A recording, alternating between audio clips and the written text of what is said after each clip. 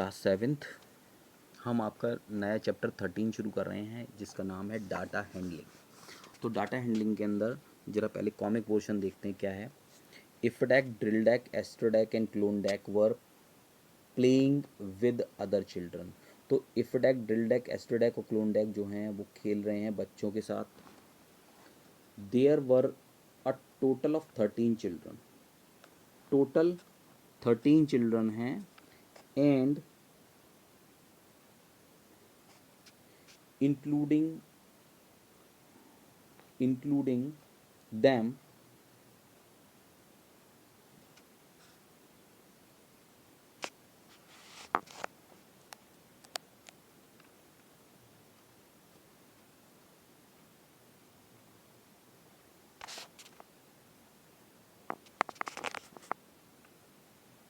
there were a total of 13 children including them.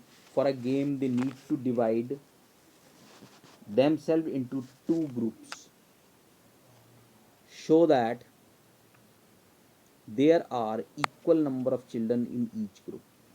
ठीक है, तो यहाँ पर 4 इफडैक, ड्रिलडैक, एस्ट्रोडैक और क्लोनडैक हैं और उनके साथ में 13 बच्चे और हैं। For a game they need to divide themselves into two groups. वो अपने 13 चिल्ड्रन वो और 4 ये 4 एलियंस हैं, वो सब मिलके डिवाइड अपने आप को करना चाह रहे हैं 2 ग्रुप्स में। और उसकी कंडीशन ये होगी कि दोनों में इक्वल नंबर ऑफ मेंबर्स होना चाहिए, इक्वल नंबर ऑफ चिल्ड्रन होना चाहिए। तो ये मुझे अजीब लग रहा है क्योंकि 4 तो इफडैक, ड्रिलडैक और एस्ट्रोडैक हैं और 13 चिल्ड्रन हैं, तो ये 17 बनेगा। और 17 का हाफ कैसे करेंगे? सवाल है कि वो 17 का हाफ कैसे करेंगे। अब देखें ज़रा आगे क्या है। एक बोर्ड दिया हुआ है, इसके ऊपर लिखा है 25 kg, 20 kg, 19 kg, 21 kg। इसका मतलब है कि ये जो लोग हैं इनका वेट मेजर किया जा रहा होगा। ये वेट मेजरिंग मशीन भी यहाँ हो सकती है, लेकिन ये डाटा दिया हुआ है 25 kg, 20 kg। ठीक है, इसमें देखते हैं क्या है। To do so Robonom make the children stand in a ascending order. उसने जो है रोबोनोम ने क्या किया कि चिल्ड्रन को असेंडिंग ऑर्डर में, यानी जो सबसे कम वेट वाला है उसको सबसे पहले, फिर उसके बाद बढ़ते हुए क्रम में, बढ़ते हुए सीक्वेंस में उसको लगा दिया है। सबसे पहले सबसे छोटा बच्चा, फिर उससे बड़ा, फिर उससे बड़ा, फिर उससे बड़ा। Then he asked the child to weighing 21 kg to move out. एक बच्चा, एक चाइल्ड जो है वो 21 kg का है, उसको वो कहता है कि आप बाहर आ जाओ।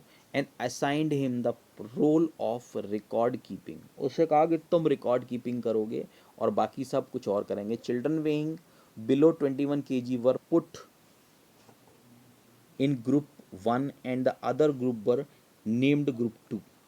तो उसने जो 21, देखो जरा यहाँ पर ये दिया हुआ है, इसमें जो 21 kg वाला है उसको रिकॉर्ड कीपिंग के लिए रखा। बाकी कितने हैं? 1 2 3 4 5 6 7 और 1 2 3 4 5 6 7 ये भी होगा ना साथ में। तो उसने एक बच्चे को बाहर निकाल दिया और बाकी सब रिकॉर्ड कीपिंग करेंगे। तो उसने उसी बच्चे को क्यों बाहर निकाला? क्वेश्चन शायद ये है कि all children one wondering why the child who weight 21 kg was chosen for record keeping. तो उसने कहा कि ये 21 kg का बच्चा ही क्यों रिकॉर्ड कीपिंग के लिए लिया है। तो इसका जो स्टूडेंट कमेंट है वो आपको लिखना है इसके अंदर कि आखिर ऐसा क्या हुआ कि उसने 21 kg वाले बच्चे को क्या किया कि भेज दिया कि आप रिकॉर्ड कीपिंग करेंगे, बाकी सबको उससे छोटे वाले 21 से कम वेट वाले जितने भी थे उनको एक ग्रुप में डाल दिया और 21 से ज़्यादा वेट वाले जितने थे उनको एक ग्रुप में कर दिया, ग्रुप 1 और ग्रुप 2। तो ये क्या मिस्ट्री है, इसको आपको लिखना है।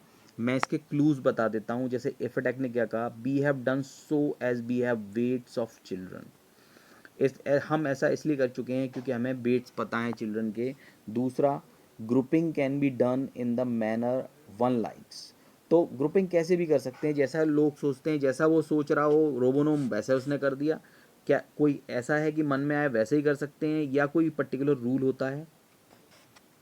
Here we have to find the answer why the grouping is done in this particular way। और यहाँ पर हमें एक आंसर फाइंड अप पता करना पड़ेगा, एक चीज़ पता करनी पड़ेगी कि why the grouping is done in this particular way, कि ग्रुपिंग कैसे होती है इस पर्टिकुलर तरीके से। आप देखें, in any statistic applied here, यहाँ पर क्या स्टैटिस्टिक्स अप्लाई होगी, ये भी एक इम्पॉर्टेंट चीज़ है।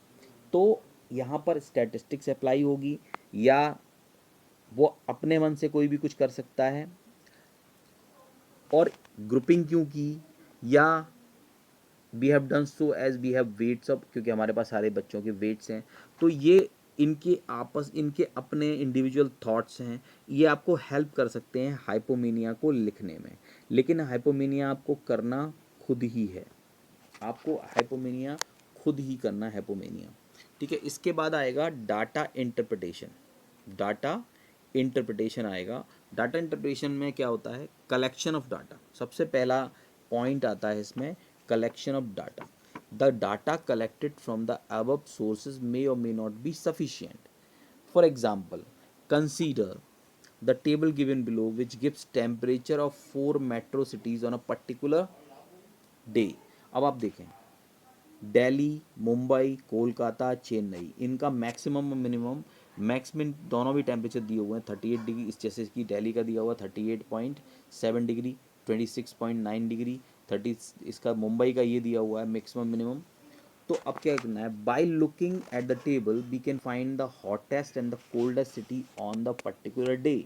हम ये तो पता कर सकते हैं कि किस दिन कौन सा सिटी बहुत सबसे ज़्यादा गर्म रहा या सबसे ज़्यादा ठंडा रहा, but we have to find the hottest and the coldest day during the week.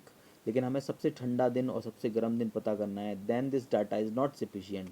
तो इसका मतलब क्या है कि आपको ये कलेक्शन ऑफ डाटा हो सकता है कि किसी एक पर्टिकुलर पर्पस के लिए तो वो ठीक रहे, लेकिन दूसरे किसी पर्पस के लिए यूजलेस हो, उसके लिए ही सफिशिएंट ना हो। तो किसी एक पर्पस के लिए हमें जो डाटा दिया होता है वो अगर सफिशिएंट नहीं है तो हमें वो डाटा लेना पड़ेगा जो इस पर्पस के लिए सफिशिएंट होगा। तो आप आज करेंगे क्या कि मिस्ट्री लिखेंगे, हाइपोमेनिया लिखेंगे और कलेक्शन ऑफ डाटा को पढ़ेंगे। इसके बाद मैं और आगे कराऊंगा नेक्स्ट वीडियो में। तब तक आप इतना पढ़ें और मुझे मिस्ट्री और हाइपोमेनिया लिख कर भेजें। ओके।